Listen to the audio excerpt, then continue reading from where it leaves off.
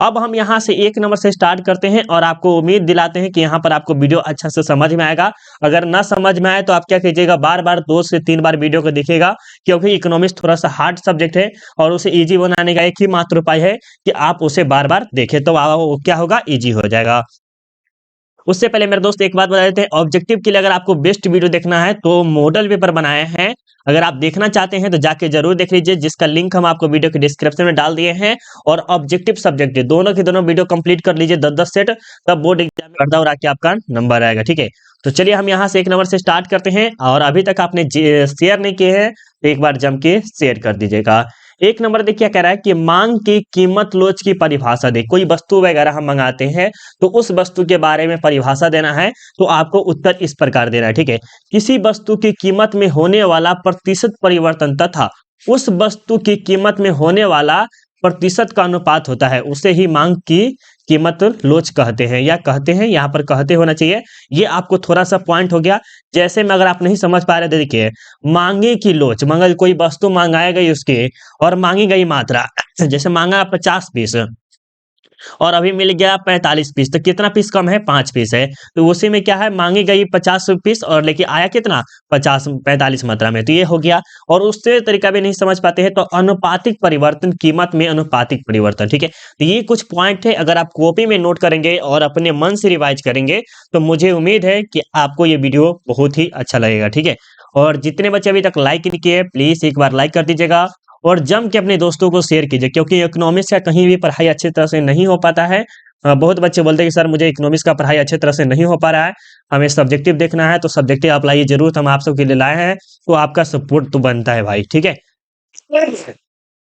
2 number देखिए क्या कह रहा है कि भुगतान शेष के संतुलन के क्या कारण है। भुगतान शेष के संतुलन के क्या कारण हो सकते हैं, तो भुगतान शेष के असंतुलन के निम्नलिखित कारण है। असंतुलन, जैसे हम कोई पैसा वगैरह क्या करते हैं, भुगतान करते हैं, नहीं देते हैं, पे कर देते हैं, तो उसका असंतुलन, वो संतुलन में नहीं है, तो उसका संतुलन लाने के लिए क्या हम कर सकते हैं, अत्यधिक विकासात्मक व्यय। ठीक है, व्यापार चक्र, वस्तु की बढ़ती कीमत, आयात प्रतिस्थापना, अधिक सुरक्षा व्यय, अंतर्राष्ट्रीय व्यय, राजनीतिक अस्थिरता, ये सब पॉइंट है। क्या है, यह सब पॉइंट है। अगर आप पॉइंट को याद करेंगे तो ही आपको समझ में आएगा, अगर पॉइंट को अगर याद नहीं करेंगे तो ये आपको समझ में नहीं आएगा। इसमें देखिए क्या करा है कि व्यापार चक्र, जैसे धीरे धीरे ये साइकिल का चक्कर जो होता है उसी प्रकार व्यापार चक्र होता है।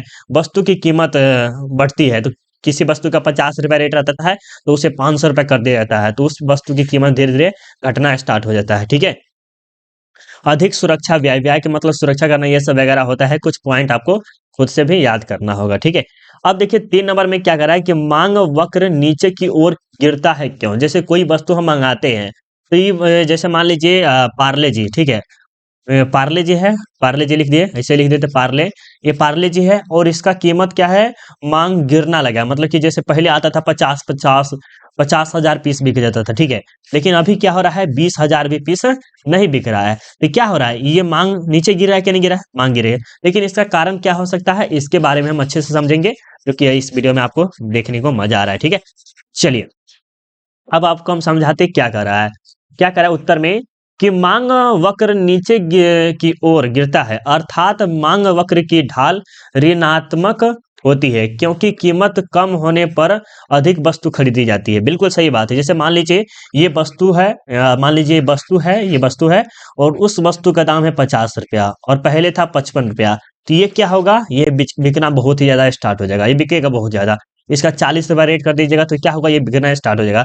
लेकिन वही वस्तु का दाम था 50 रुपया या 55 रुपया दाम था, और उसी वस्तु को क्या कर दीजिएगा, 150 रुपया कर दीजिएगा, तो उस वस्तु की कीमत क्या होगी, धीरे धीरे खरीदारी बहुत ही कम हो जाएगी, तथा कीमत ज्यादा होने पर उस वस्तु की खरीदी जाती है। इसीलिए मांग वक्र नीचे की ओर गिरना स्टार्ट हो जाता है। फिर से हम एक बार और आपको समझाते हैं ताकि आपको और अच्छे से समझ में आ जाए, और मुझे उम्मीद है कि ये 2-3 नंबर जो प्रश्न है वो 100% आपको हम समझा के ही छोड़ेंगे। ठीक है, जैसे मान लीजिए कोई वस्तु है, ये वस्तु मान लीजिए, उस वस्तु का दाम था पहले कितना रुपया, 50 रुपया, राइट, और उस वस्तु को बढ़ा के कितना कर देगा, 150 रुपया कर देगा। तो कोई लेगा नहीं, लेगा बहुत ही कम मात्रा है, इसमें 2%, 10% तक आदमी ले लेगा। 20% तक ले लेगा। और उसी वस्तु को 50 रुपए है और उस वस्तु को 30 रुपया 20 रुपया कर दिया जाए, तो उस वस्तु को खरीदारी बहुत ही ज्यादा हो जाता है। ठीक है, जैसे सीजन बाय मौसम के तरीका देख सकते हैं। गोभी का जो कीमत होता है पहले 80-90 रुपए किलो होता है, तो क्या लेते हैं, आधा किलो लेते हैं, 1 किलो लेते हैं। लेकिन बाद में क्या होता है, 20 रुपए 10 रुपए किलो आ जाता है। क्या करते हैं, 2.5 किलो 5 किलो ये ना उठा के लिए आते हैं। लाते कि नहीं लाते हैं, बिल्कुल 100% बताया है। ये थोड़ा सा लॉजिकल है, आपको समझ में आ गया होगा। ठीक है, अब देखिए 4 नंबर में क्या करा है कि व्यवसायिक बैंक की विशेषता को लिखे। क्या करा है कि व्यवसायिक बैंक की विशेषता को लिखे। तो व्यवसायिक बैंक के निम्नलिखित विशेषताएं हैं जो कि इस प्रकार है। सबसे पहले यह मुद्रा का लेन देन करती है, बिल्कुल सही बताया। ये जो व्यवसायिक बैंक होता है क्या, बिजनेस ही करना। व्यवसायिक अर्थ क्या हो सकता है, बिजनेस करना। तो इसमें क्या हो सकता है कि एक हाथे लो एक हाथे दो, मतलब कि एनी से लिए एंड से दिए। यहाँ पर क्या हुआ, यह मुद्रा का लेन देन करती है। ऋण देने के लिए जनता से कम जमा प्राप्त करती है, ऋण। ठीक है, इसका उद्देश्य लाभ अर्जन करना होता है। मतलब कि जो व्यवसायिक बैंक का क्या होता है, जो बिजनेस कोई लोग करते हैं तो क्या होता है, उसमें लाभ कमाना चाहते हैं, अच्छा खासा पैसा कमाना चाहते हैं। यह सात निर्माण की योग्यता के निर्धारण करती है। यह पूर्णतः वित्तीय संख्या है। यह जनता की बचत को 4 प्रकार के खाता में जमा स्वीकार करती है। मतलब कि जो जनता के जो पैसा बचा हुआ है उसे 4 स्वीकार में क्या करती है, जमा कर लेती है। ठीक है, तो इस प्रकार का आपका जो टर्म था वो अच्छे से समझ में आ गया होगा, मुझे पूरा उम्मीद है। अगर समझ में आ रहा होगा तो प्लीज आपका एक लाइक जो है ना हमें सेट 2 लाने पे मजबूर कर देगा। अगर आप 1 लाइक कर देंगे तो हमें सेट 2 जरूर लाएंगे, अगर आप लाइक करिएगा तो। ठीक है, अब देखिए 5 नंबर में क्या करा है कि साधन के घटते प्रतिफल का नियम या उत्पत्ति हास नियम की व्याख्या करें। यहाँ पर जैसे साधन हो गया, गाड़ी वगैरह हो गया ले लीजिए, या आपको कॉलेज वगैरह ले सकते हैं, ये सब क्या है, साधन है। और उसमें हास होना, हास मतलब कि घटता जा रहा है, धीरे धीरे घटना स्टार्ट हो जाएगा, तो उसका क्या कारण हो सकता है, इसके बारे में व्याख्या करना है। तो उत्तर आपको इस प्रकार लिखना है कि साधन के घटते प्रतिफल का नियम अर्थशास्त्र का एक प्रमुख नियम है, जो यह बताती है कि यदि उत्पत्ति स्थिर साधन को स्थिर रखकर पवित्र गतिशील साधनों की मात्रा को बढ़ाया जाए तो उत्पादन में वृद्धि घटते दर से होगी। ठीक है, क्या करें, उत्पादन में वृद्धि घटते दर से होगी, जो कि यहाँ पर आपको कुछ अच्छी तरह से समझा दिया गया। ठीक है, अब 6 नंबर देखिए क्या आ रहा है कि प्राथमिक घाटा क्या है। प्राथमिक घाटा क्या है, तो इसके बारे में उत्तर देखिए क्या करा है। उत्तर में कि राजकोषीय घाटा तथा भुगतान किए जाने वाले ब्याज का अंतर प्राथमिक घाटा कहलाता है।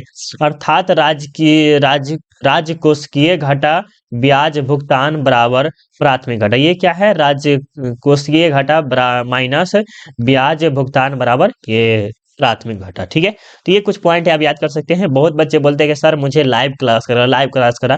हमें कॉल पे सब दिन 1 या 2 दिन, तो एक दिन पर डे आता है, एक न एक बच्चा तो जरूर ही कॉल करता है कि सर हम लाइव क्लास कैसे ज्वाइन करें। तो बार बार बताते हैं कि यूट्यूब पे जाइएगा और यूट्यूब पे सर्च कीजिएगा self study Kundan Kumar live, आपको लाइव आ जाएगा। क्या करिएगा, self study Kundan Kumar live करिएगा तो आपको लाइव आ जाएगा। ठीक है, अब देखिए आपके सामने 7 नंबर में क्या करा है, 7 नंबर प्रश्न को देखिएगा कि सरकारी बजट के उद्देश्य को लिखे। क्या करा है कि सरकारी बजट के उद्देश्य, बजट मतलब क्या हो गया, जैसे कारखाना वरखाना हो गया, क्या कहते हैं सड़क वगैरह हो गया, स्कूल वगैरह बनता है, तो उसका जो बजट होता है इसके बारे में आपको बताना है। तो उत्तर में क्या करा है कि सरकारी बजट के एक वित्तीय वर्ष के आय एवं व्यय का वितरण है। वितरण सरकारी बजट के उद्देश्य निम्नलिखित है, जो कि इस प्रकार दिया है और इसे हम अच्छे से बताने वाले हैं।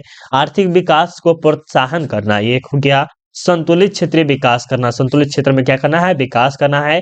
आय एवं संपत्ति का पुनः वितरण करना, आर्थिक स्थिरता, रोजगार का सृजन या सार्वजनिक उपकरणों का प्रावधान। तो ये कुछ पॉइंट है। देखिए पॉइंट अगर आप जब तक याद नहीं करेंगे, कहिएगा सर हम ऐसा ही याद हो जाएगा, नहीं मेरे प्यारे बच्चों, सब्जेक्टिव के लिए कम से कम 1 से 2 घंटा याद देना होगा। और अगर आपका सब्जेक्टिव में अच्छा खासा तैयारी है तो आपको, हम तो उम्मीद लाते 70+ कोई नहीं रोक सकता। 17, 80, 90 तक बच्चे तो 95 तक लाते हैं, लाने वाले, बट उसका तैयारी अच्छा होना चाहिए ना।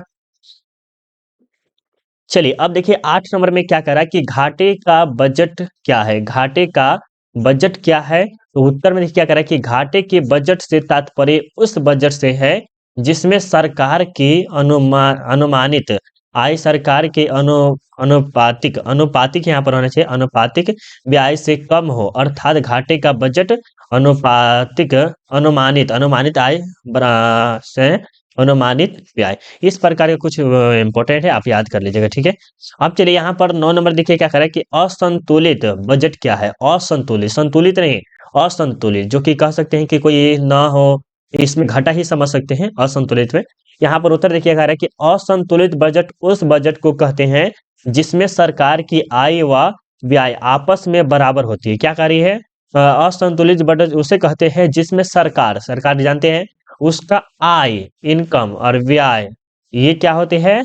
बराबर होती है, ना इधर होती है और ना इधर होती है। इसे दो प्रकार में बांटा गया, बचत या अतिरिक्त बजट या घाटे का बजट। कभी कभी होता है तो बचत हो जाता है और कभी कभी होता है तो घाटा में भी चला जाता है। तो ये 2 पॉइंट थे, आप जरूर याद कर लीजिए, ठीक है। 10 नंबर पे क्या कह रहा है कि भुगतान शेष क्या है, इसकी मुद्दों को लिखे। भुगतान शेष क्या है, इसके मुद्दों को लिखे। तो उत्तर में आपको ये लिखना है कि एक देश का दूसरे देश के साथ एक निश्चित अवधि में किए गए आर्थिक लेन देन या आर्थिक प्राप्ति व भुगतानों का विवरण इसी 3 मुद्दे में बांटा गया। क्या क्या भुगतान शेष के बारे में क्या कह रहा है, ये हो गया। इसे दृश्य मुद्दे कहते हैं, अदृश्य मुद्दे कहते हैं और पूंजी अंतरण कहते हैं। तो कि अगर आप 10 का 10 सेट जरूर देख लेंगे, अगर हो सके तो आप फिर से इसे रिवीजन कर लीजिए। क्या करिए, रिवीजन करने के लिए क्या कर सकते हैं, इस वीडियो को आप